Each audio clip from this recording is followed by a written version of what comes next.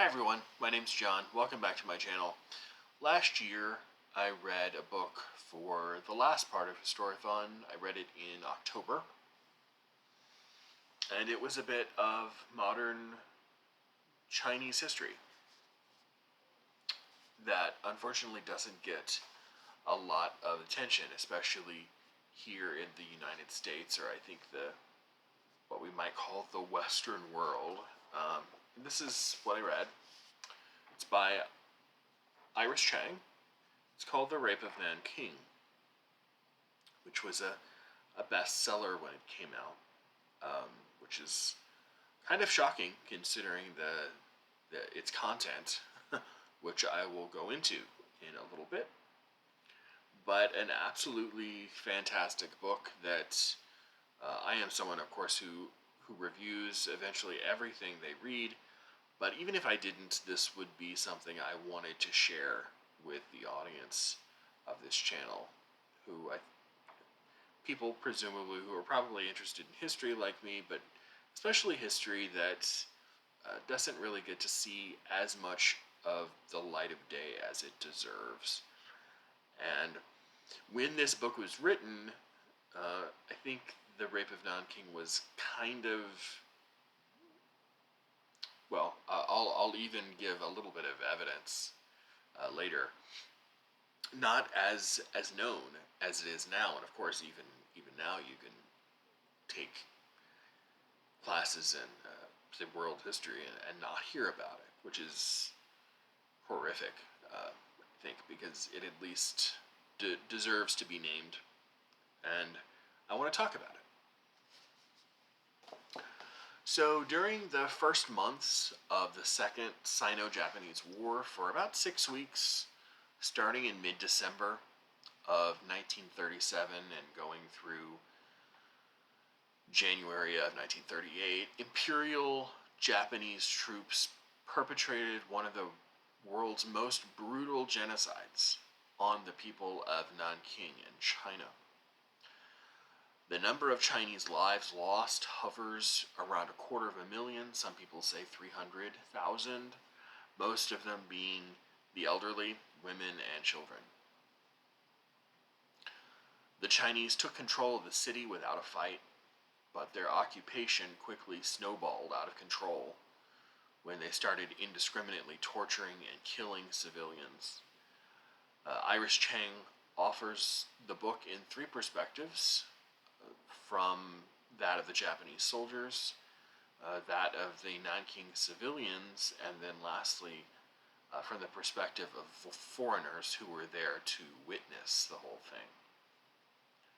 And because of Chang's book, it's one of, as I understand, I'm really not well read enough to say this definitively, but people say it is one of the first English language books solely dedicated to the events that happened in that brief period of time. And it rightfully renewed interest in Japan's military actions leading up to the war. So as I mentioned,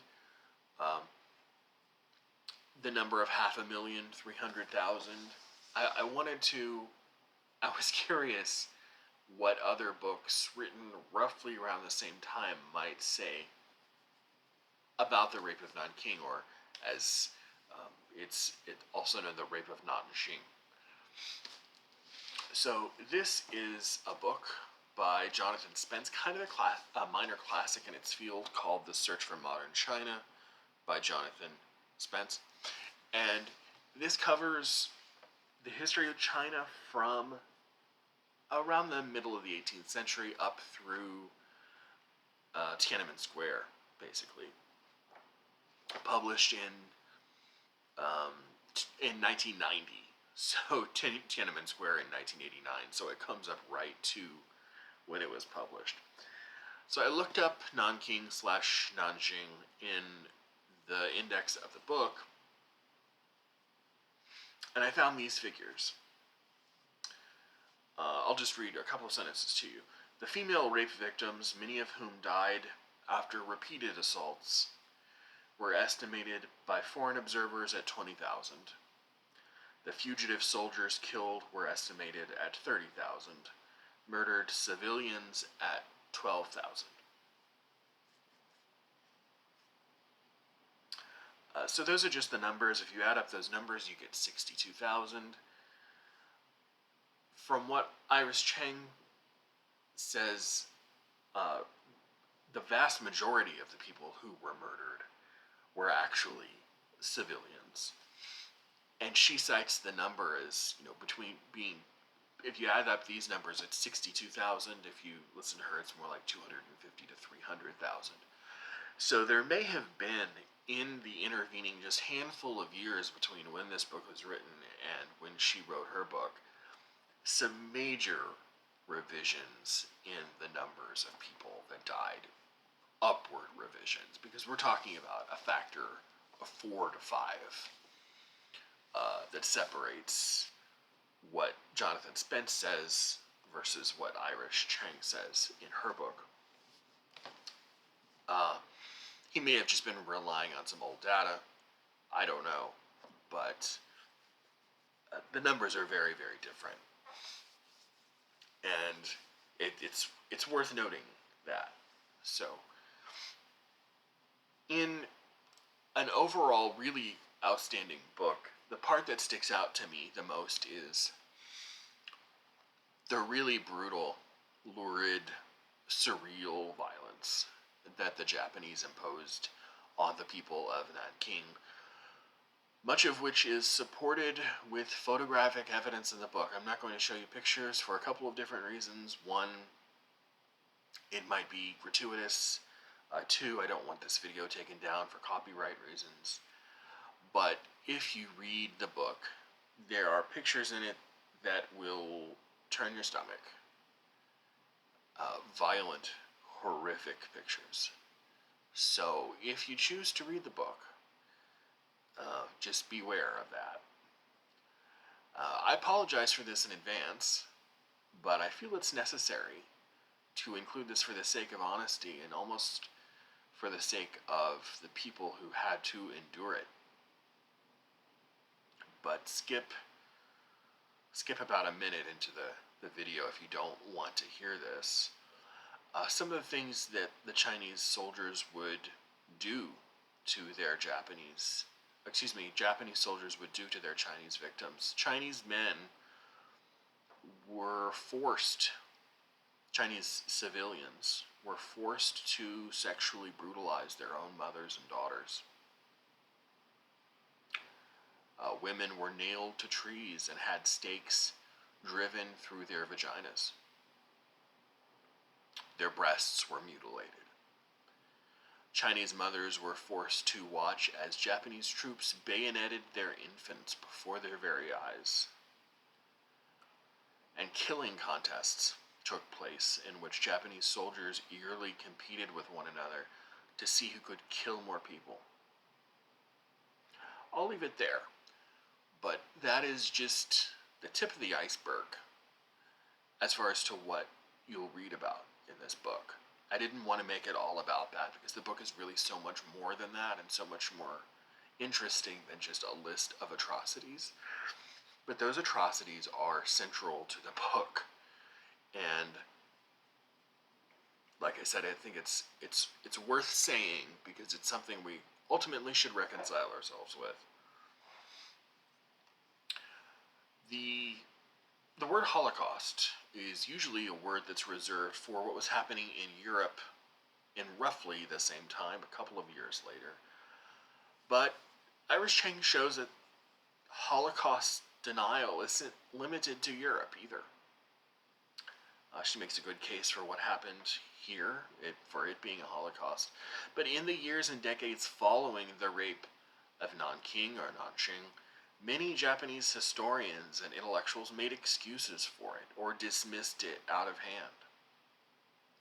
Chang points to this long-standing conspiracy of silence to minimize and deny Nanking as one of the reasons that up until the publication of this book, it had been written out of the historiography of the region.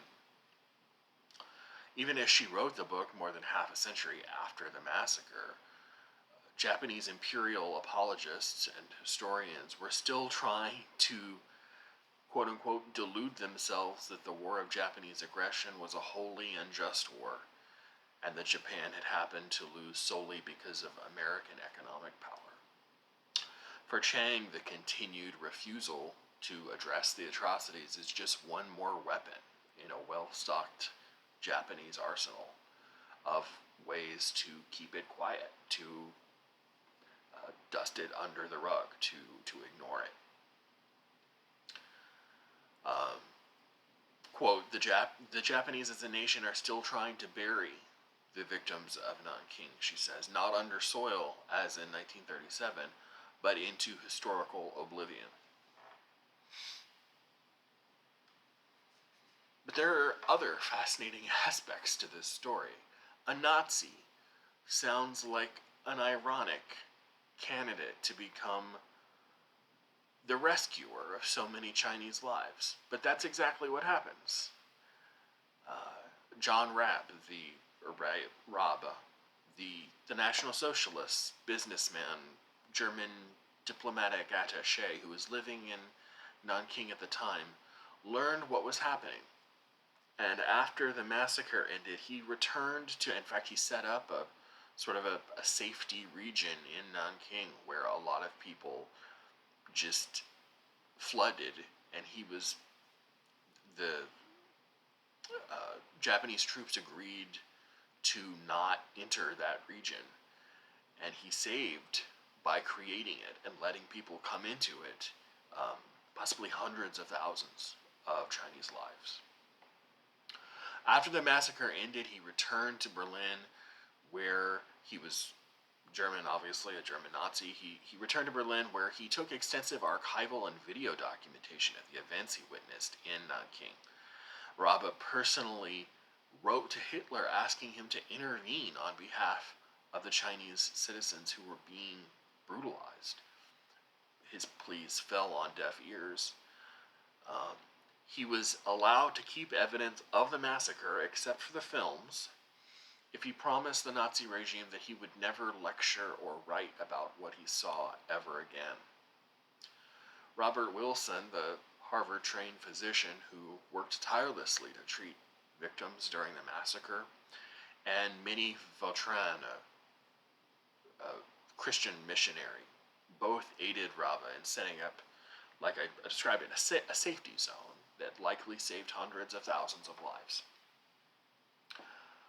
Unfortunately, much like Iris Chang herself, Minnie Vautrin ended her own life in 1941, at least in part because of the intense trauma and depression brought on by what she saw firsthand in Nanking.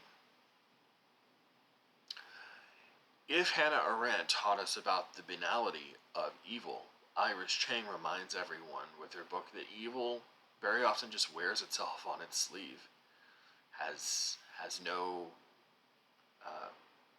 intention of covering itself up or making itself appear normal. In becoming a national bestseller, this book serves a really important role in pushing back against institutionalized historical amnesia and the fairy tales, frankly, that we coddle ourselves with about the goodness of human nature. Her book is a monumental reminder of the cruel barbarism that we can not only perpetrate on one another when we feed ourselves with an education of fear and tribalism and racism, but how easily and how naturally that barbarism can come to us. So I read this with the absolutely lovely Debs from Deb Rainer Reed Stuff, who I will link below in the comments. The word that kept coming up in our conversation, which we discussed it over Voxer, was harrowing. It's harrowing. It's horrific. It's harrowing, but it's also necessary. So that's why I wanted to talk a little bit about it. The Rape of Nanking by Iris Chang. I will be back next time, soon, hopefully with something more uplifting. I'll talk to you soon. Bye.